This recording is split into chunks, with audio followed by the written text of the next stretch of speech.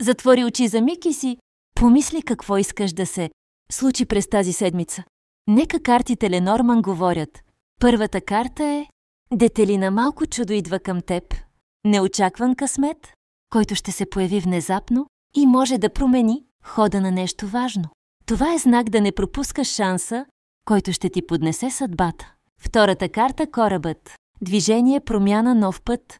За някой пътуване или ново начало. За други развитие в работа, бизнес или личен проект. Всичко, което беше в застой, сега тръгва напред. Третата карта е букетът. Радост, признание и подарък от Вселената. Ще получиш нещо красиво, комплимент, внимание или възможност, която ще те накара да се усмихнеш искрено. И последната, котвата. Стабилност, сигурност и утвърждаване.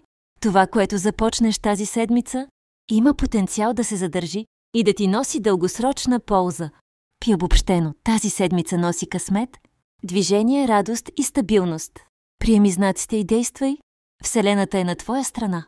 Следвай ме за още седмични четения и лични послания с картите. Ленорман.